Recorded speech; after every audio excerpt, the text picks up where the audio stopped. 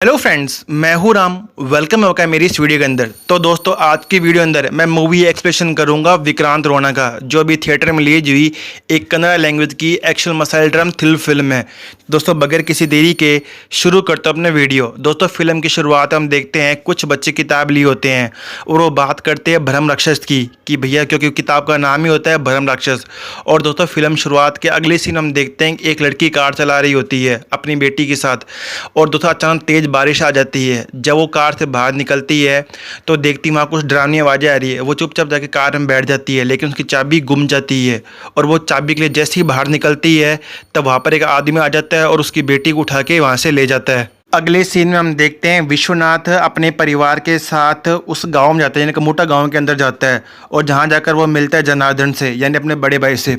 और वो जनार्दन को बोलते हैं कि मुझे अपनी बेटी की शादी इसी गांव में करनी है और कमोटा जो घर है उस घर के अंदर करनी है।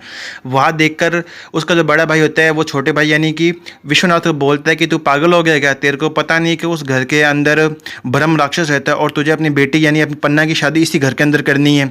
वो बोलता है मेरी माँ यानी कि इसकी दादी की यही इच्छा थी कि मुझे अपनी बेटी की शादी इसी घर में करनी है, और वो उसके लिए मना कर देता है कि भाई तू यहाँ पे अपनी बेटी की शादी नहीं कर सकता है। अगले सीन हम देखते हैं कि सक्कू बाई को एक चिट्ठी मिलती है, और वो चिट्ठी होती है संजू की, यानी उसके बचपन के बेटे की, जो घर छोड़कर भाग गया था, जो मुंबई चला गया था। और वो बोलते हैं कि माँ, मैं वापस अपने गाँव आ रहा हूँ। और अगले सीन हम देखते हैं कि संजू उस गाँव में आ चुका है, और वो जैसे ही आगे बढ़ता है तो उसको वहाँ पर एक बंदा और मिलता है, और उसका नाम होता है फकरू, और वो वहीं पर ही रहता है।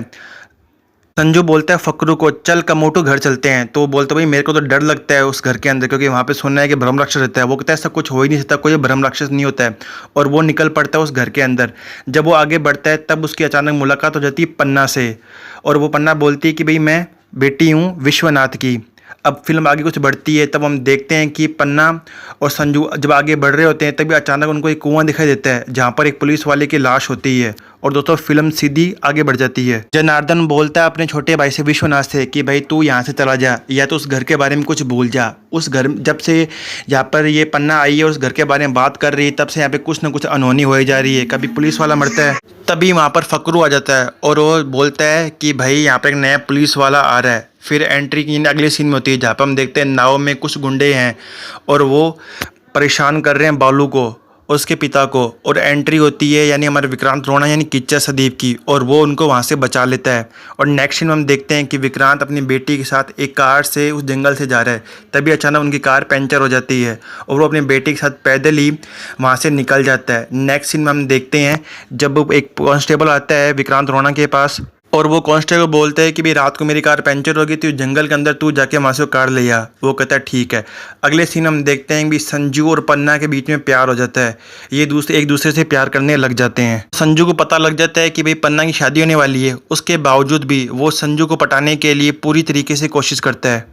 अगले सीन हम देखते हैं जब विक्रांत को पता चलता है कि इस पुलिस वाले की हत्या हुई है और कुएं में उसकी लाश मिली है, तो वो जाते हैं सीधा उस घर के अंदर।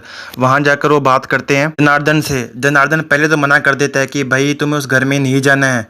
फिर उनका एटीट्यूड देखकर वो बोलते हैं ठीक है भाई, तू वहाँ जा सकता है। और वो निकल पड़ते हैं उस कुएं के पास, और कुएं के अंदर वो सीधा चले जाते हैं।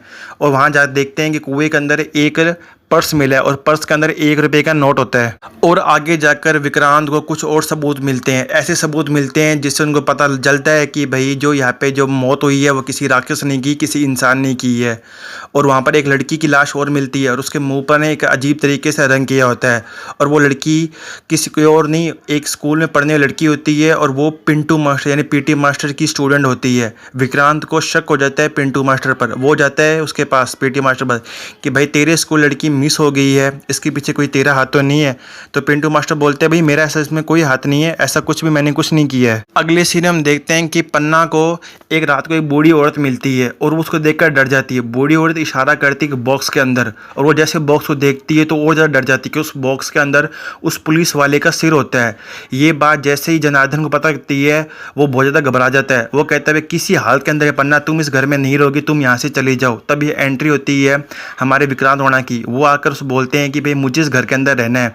तो जनार्दन बोलते हैं ये क्या तेरे बाप का घर है, तू यहाँ पे रहेगा? तो वो बोलते हैं तेरे बाप का घर है, तो वो जैसे तैसे एडजस्ट करके उस घर में रहने लग जाता है और वो कहता है मैं इस घर में रहूँगा ताकि मुझे पता लग सके जो ये मौतें हो रही है उनके पीछे किसका हाथ है।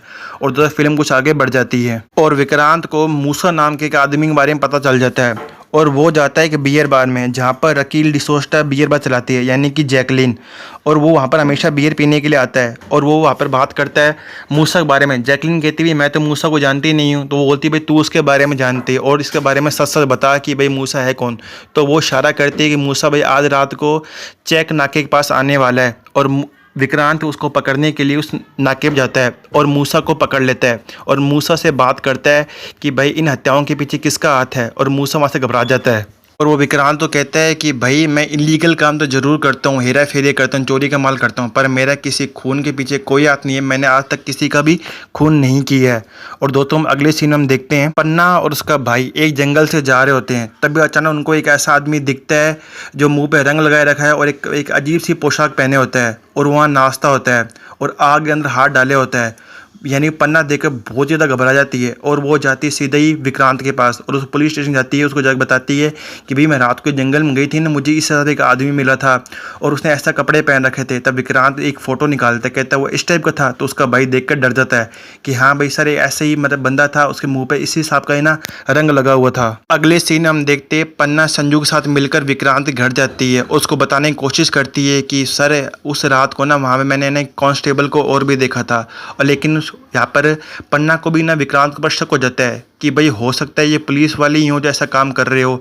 तभी वो देखती है कि विक्रांत को अचानक विक्रांत के चेहरे पर रंग लगा है और वो भी उसी हिसाब से नाच रहा है जैसा उसने उस रात को उस जंगल में देखा था। तभी पन्ना को पूरी तरीके से शक हो जाता है इसके ऊपर कि भाई इस खून के पीछे ना विक्रांत का हाथ है। अगले सीन में हम देखते हैं पन्ना संजू के साथ जाती है एक बूढ़े आदमी के साथ मिलने। बूढ़ा आदमी बताता है कि 28 साल पहले भूतनाथ मंदिर में एक चोरी हुई थी और उस चोरी के पीछे एक बड़ा इल्ज़ाम लगाया गया था एंटोनी परिवार के ऊपर। फिर दोस्तों कहानी होती है एंटोनी परिवार की, जहाँ पे हम देखते हैं पीटी मास्टर एंटोनी के एक बच्चा होता है, उसको कहते हैं भी तू स्कूल में लगा। वो एंटोनी बोलते हैं मैं तो पढ़ा लिखा हूँ नहीं और मेरे बच्चे भी पढ़े लिखे नहीं है। तो एंटोनी बोलते हैं कोई बात नहीं है, तू इन बच्चों को स्कूल भेज। जहाँ पर वो देखता है कि ना कुछ बच्चे नीची जात ऊंची जात करके उनके बच्चों को परेशान कर रहे हैं और वहाँ पर एक चोरी हो जाती है जिसका इल्ज़ाम उनके बेटों पर लग जाता है एंटोनी परिवार के ऊपर। गाँव वाले आते हैं और एंटोनी परिवार को बड़ा बुरा कहते हैं। एंटोनी परिवार को बहुत ज़्यादा दुख होता है और एंटोनी अपने परिवार के साथ आत्महत्या कर लेता है। अगले सीन में देखते हैं कि विक्रांत रोना मूसा को पकड़ लेते हैं और अचानक मूसा की डेथ हो जाती है और विक्रांत रोना जाकर पुलिस जो केस है वो ढूंढने की कोशिश करते हैं। तब उनको शक होता है पीटी मास्टर के पास। वो पीटी मास्टर के पास जाकर पूछते हैं कि भाई तूने खून किया है क्या, क्योंकि जो मूसा गलत काम करता था तो स्कूल की ज़मीन के पीछे होता था, यानी तेरा हाथ होगा। तो वहाँ पे पीटी मास्टर बोलता है कि भाई ज़मीन भले मेरी हो लेकिन मैं यहाँ पे काम करता हूँ, ज़मीन तो जनार्दन की, मैं एक बस मास्टर हूँ, मेरा इन चीज़ों से कोई भी लेना देना नहीं है। नेक्स्ट सीन में हम देखते हैं कि विक्रांत संजू को मार होता है, तभी अचानक पन्ना बीच में आ जाती है और विक्रांत को बोलती है कि सर हमने आपको उस रात को देख लिया था, आप ही उस रात को ना वहाँ पे मुंह पे रंग लगाए नाच रहे थे, यानी कि आप ही हो इन चीज़ों के पीछे। तो विक्रांत बोलते हैं कि मैं नहीं हूँ इन चीज़ों के पीछे, मैं बस ऐसी केस स्टडी कर रहा था कि लोग ऐसे कैसे कर रहे हैं और इनके पीछे किसका हाथ है। तभी दोस्तों एक ट्विस्ट और निकल कर आ जाता है, जो विक्रांत बोलता है कि तुम जिसे संजू समझ रहे हो ये संजू है ही नहीं, कोई और बंदा है। और तभी पन्ना को पता लग जाता है कि संजू है नहीं, कोई और है। तब संजू बोलते हैं कि भाई मैं संजू नहीं हूँ, मैं संजू का दोस्त हूँ। तभी वहाँ पर जनार्दन भी आ जाते हैं। तब जनार्दन यानी उसको बताते हैं कि मैं संजू के साथ मुंबई में रहता था और संजू को पता लगा था कि उसकी माँ की कैंसर है और वो माँ से मिलने के लिए आ रहा था, लेकिन उसकी मौत हो जाती है। ये देखकर जनार्दन को पहले तो गुस्सा आता है, फिर वो जनार्दन संजू को बोलते हैं कि कोई बात नहीं, तू मेरे घर में रह सकता है, क्योंकि संजू की माँ को कैंसर है और ये बातों अगर उसको पता लग गई तो वो जल्दी मर जाएगी। और वो कहता है कोई बात नहीं है, तू उस घर के अंदर रह सकता है, और उसको वो घर के अंदर एंट्री कर देता है। ये देख कर सक्कू बाई भी खुश हो जाती है कि वो अब अपने बेटे के साथ मिल सकती है। अगले सीन हम देखते हैं विक्रांत के घर के ऊपर कोई हमला कर रहा है और विक्रांत उसका पीछा करने के लिए निकल जाता है। तब जाके विक्रांत को पता चलता है कि भाई मूसा को किसने मारा है, और वो जाता है जनार्दन के घर पे, कहता है भाई मूसा को मारने वाला कोई और बंदा नहीं तुम्हारे घर का है। तो जनार्दन बोलता है तुम पागल हो गए क्या, ऐसे कैसे हो सकता है कि भाई मूसा को मारना हमारे घर का ही हो, ऐसा कुछ मैंने इम्पॉसिबल है, हमारे घर का कोई बंदा मूसा को मार ही नहीं सकता है। तब वो 1 रुपये का नोट दिखाता है, जो फिल्म की शुरुआत में देखते हैं ना, जहाँ पर विक्रांत को पता चलता है पर्स के अंदर 1 रुपये का नोट होता है और उसके अंदर नाथ लिखा होता है। और वहाँ पर भी एक बंदा होता है जिसका नाम होता है नाथ, और नाथ ये बात मान लेता है कि भाई ठीक है मैंने मूसा को मारा है। ये देखकर दोस्तों जनार्दन बहुत ज़्यादा परेशान हो जाते हैं। अगले सीन में हम देखते हैं कि विक्रांत से मिलने के लिए पन्ना जाती है पुलिस स्टेशन के अंदर, और उसको एंटोनी के बारे में बताती है कि भाई एंटोनी नाम का एक बंदा था और 28 साल पहले ऐसा कुछ हुआ था उसकी फैमिली के साथ, उनके बच्चों के साथ। तो उसकी फ़ाइल निकालने के लिए कांस्टेबल को बोल रहा है कि भाई कांस्टेबल इसकी फ़ाइल निकाल। जब कांस्टेबल फ़ाइल निकालता है तब उसे उसके बारे में बहुत बड़ी बात पता चलती है। वो देखता है भाई एंटनी परिवार के 4 बंदे, 5 होते हैं बंदे, लेकिन 4 मर चुके हैं, यानी एक बंदा जिंदा है जिसका नाम है माधव। और वो पूरा शक निकलता है माधव को भाई, यानी अब तक जितने भी मौतें हुई हैं, जितनी बच्चियाँ मर रही है, उन सब के पीछे हाथ है माधव का। और माधव भी स्कूल में पढ़ता था पीटी मास्टर के। अब पीटी मास्टर से मिलने के लिए वो जाता है उसके पास, तब जाकर दोस्तों एक बहुत बड़ा सीक्रेट रिवील हो जाता है। यानी कि इन चीज़ों के पीछे हाथ है ना वो पीटी मास्टर होता है, क्योंकि पीटी मास्टर ही माधव है। और माधव वहाँ से भाग जाता है और भूतनाथ मंदिर के लिए चला जाता है। और अगली सीन हम देखते हैं कि विक्रांत अपनी बेटी के साथ भूतनाथ मंदिर में जाता है, जहाँ पर उसकी बेटी डरने लग जाती है कि पापा आप अंदर मत जाओ, और ना हो सकता है मेरे को यहाँ पे डर लग रहा है। तो दोस्तों कुछ सीन हमें पता नया चलता है कि जैसे ही विक्रांत अंदर जाते हैं तो हम एक नया सीक्रेट रिवील होता है कि जो बेटी उसके साथ फिल्म में हमें शुरुआत में देखने को मिलती है वो उसकी बेटी है ही नहीं, उसका वहम है।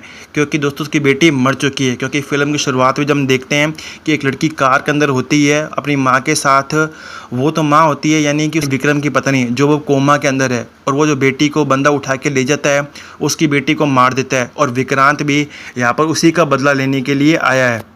और अगले सीन में हम देखते हैं कि माधव है ना ये मुंह पे बहुत बड़ा रंग लगाए हुए है और वो पन्ना और उसके भाई को मार रहा है। और अचानक एंट्री होती है उसके भाई की, यानी राघव की, यानी नकली संजू की। और एक नया ट्विस्ट हमें सामने को देखने को मिलता है कि संजू ही था जो नकली था, वो ही राघव है, यानी कि माधव का भाई। और बचपन के अंदर ही राघव ने संजू को मार दिया था। अब यहाँ पर दोस्तों बहुत ही बड़ी फाइट चालू हो जाती है, जहाँ पर हम देखने मिलते हैं विक्रांत बहुत बुरी तरीके से घायल हो जाते हैं, लेकिन वो जैसे तैसे करके इन दोनों को मार देते हैं, यानी राघव और माधव को।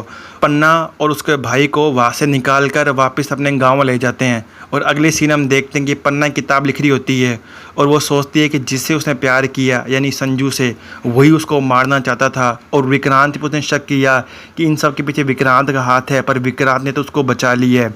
और दोस्तों ये वही किताब होती है जो हम शुरुआत में फिल्म के सीन में देखते हैं उन बच्चों के हाथ के अंदर। नेक्स्ट सीन में हम देखते हैं कि विक्रांत अब मुंबई जा रहा है, तभी वहाँ पर सक्कू बाई आ जाती है और विक्रांत को बोलती है कि देखना विक्रांत, वापिस संजू घर से चला गया है और मुझे उसने कुछ बताया नहीं है, बगैर बताए करे मुंबई चला गया है।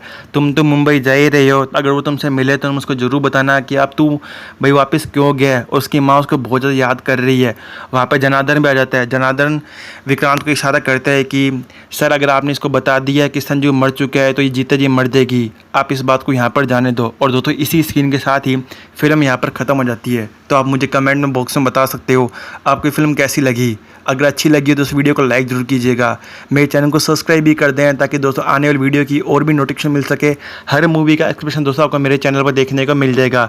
जिस मूवी का आपको एक्सप्लेनेशन चाहिए आप कमेंट में उसका नाम ज़रूर लिख देना, आपको उस मूवी का एक्सप्लेनेशन मिल जाएगा।